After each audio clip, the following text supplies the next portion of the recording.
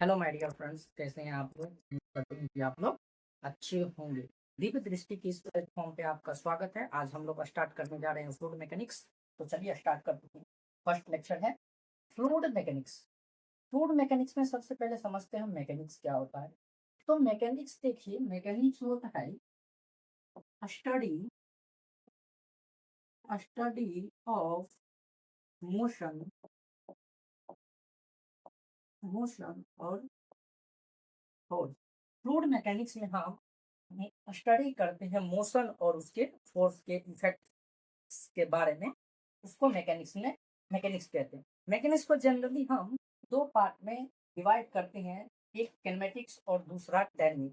कैनेमेटिक्स में क्या होता है, तो स्टडी ऑफ मोशन क्या होता है, तो विदाउट विदाउट कंसंट्रेशंस होता है। विदाउट कंसंट्रेशंस होता है और basics of causes of motion. So without concentrations मतलब बिना सोचे समझे, बिना सोच विचार के स्टडी ऑफ मोशन जो है, वो स्टडी ऑफ मोशन जो है, फोर्स स्टडी ऑफ मोशन जो हो रहा है उस पर जो फोर्स फोर्स लगा रहे हैं, बिना सोचे समझे लगाए जो हम स्टडी करते हैं, उसको हम कैनेमेटिक्स में रखते हैं।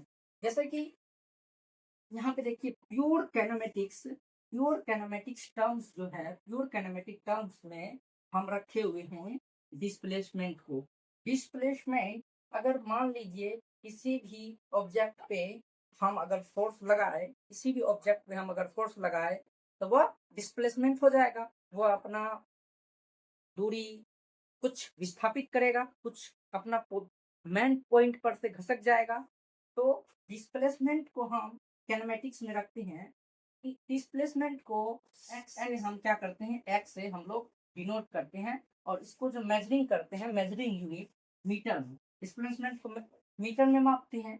तो अब देखिए, अगर डिस्प्लेसमेंट को अगर टाइम के साथ अगर डिस्प्लेसमेंट को अगर टाइम के साथ डिफ्रेंशिएट कर दे, तो क्या बन जाता है, वेलोसिटी वेलोसिटी बन जाता है। अगर डिफ्रेंशिएट करना होगा तो करिएगा। अगर डिस्प्लेसमेंट को टाइम के साथ अगर हम डिफ्रेंशिएट कर दे, तो वो वेलोसिटी बन जाता है। मतलब एक प्रॉपर फिक्स रेशियो कर दिए, मान के चलिए 2 किलोमीटर प्रति आवर से कोई भी गाड़ी जा रहा है, तो नहीं बोल देते हैं जो वो वेलोसिटी कितना वेलोसिटी से जा रहा है। अगर वेलोसिटी को अगर टाइम के साथ डिफरेंशिएट कर दिए, तो वो एक्सेलरेशन बन जाता। अगर एक्सेलरेशन को अगर टाइम के साथ अगर डिफरेंशिएट कर दिए, तो वो जर्क बन जाता है। तो अब देखिए, इसका यूनिट क्या हो रहा था, डिस्प्लेसमेंट का यूनिट मीटर था। टाइम के साथ डिफरेंशिएट किए तो सेकंड आ गया, तो इसका यूनिट हो जाएगा मीटर पर सेकंड। और फिर इस एक्सेलरेशन का हो जाएगा मीटर पर सेकंड स्क्वायर। फिर जर्क का हो जाएगा मीटर पर सेकंड क्यूब। अब चलिए डायनेमिक।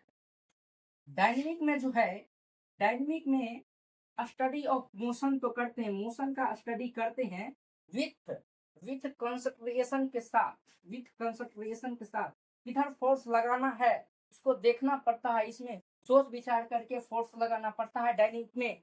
अगर मान के चलिए, फॉर एग्जांपल लेते हैं, किसी भी गाड़ी को आगे की ओर बढ़ना है, वो अगर एक्सलेटर पीछे की ओर लेगा तो वो आगे बढ़ पाएगा, नहीं बढ़ पाएगा। इसलिए डायनेमिक में मोशन के बारे में स्टडी करते हैं तो कंसंट्रेट करते हैं, सोच विचार करके करते हैं। अगर हमको आगे बढ़ना है तो हमको आगे की ओर ही फोर्स लगाना है।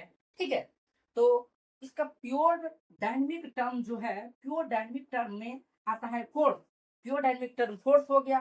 फोर्स को क्या लिखते हैं, फोर्स एफ बराबर क्या होता है, एम ए होता है। एफ बराबर एम ए होता है, जहाँ पे क्या है, एफ है प्योर डायनेमिक टर्म, और एम तो मास है। मास को किस में मापते हैं, केजी में मापते हैं।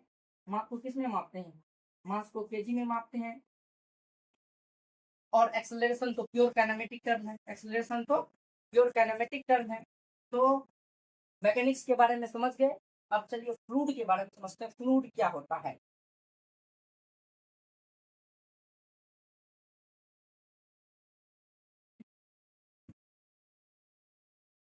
चलिए तो समझते हैं मीटर क्या होता है। मीटर तो आप लोग जानते होंगे।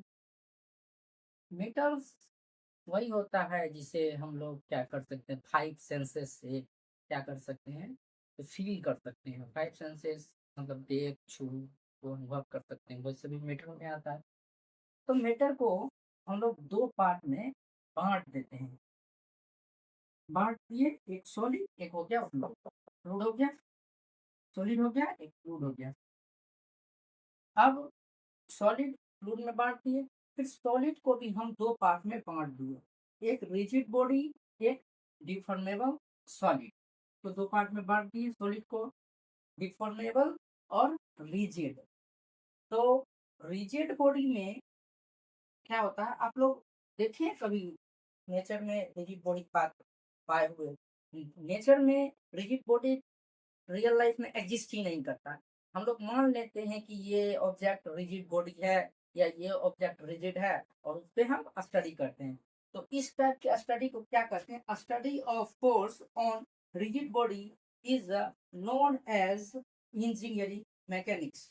यानी रिजिड बॉडी पे स्टडी ऑफ फोर्स का स्टडी ऑफ फोर्स करेंगे, यानी कि रिजिड बॉडी पर जब फोर्स का स्टडी करेंगे तो वो क्या हो जाएगा, वो हो जाएगा इंजीनियरिंग मैकेनिक्स। और याद रखिएगा, rigid body does not exist in nature. ये कभी कभी क्वेश्चन पूछा जाता है, जो रिजिड बॉडी ने हमारे नेचर में एग्जिस्ट करता है, जी नहीं, नेचर में एग्जिस्ट नहीं करता है।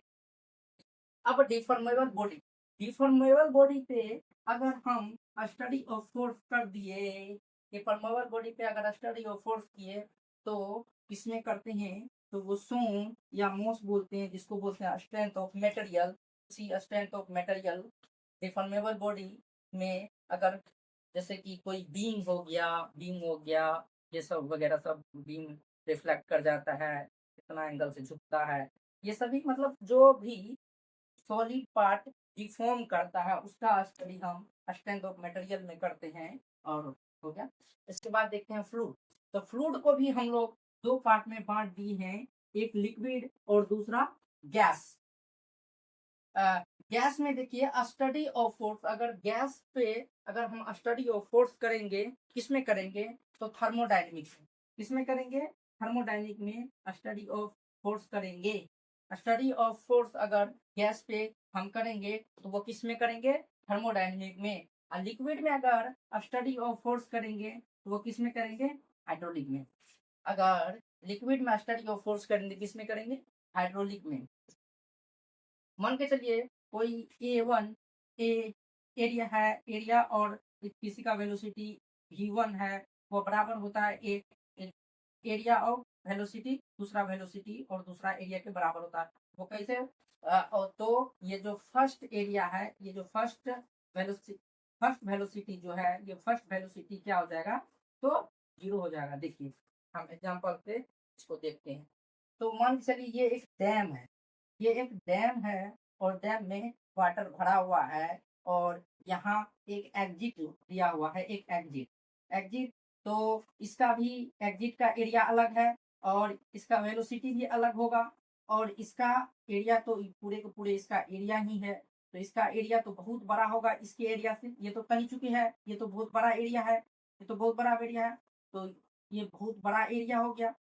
तो देखिए, तो मान के चलते हैं हम लोग, तो ये जीरो के बराबर या जीरो के, यहाँ जीरो के बराबर या जीरो के equal. Thank you watching this video.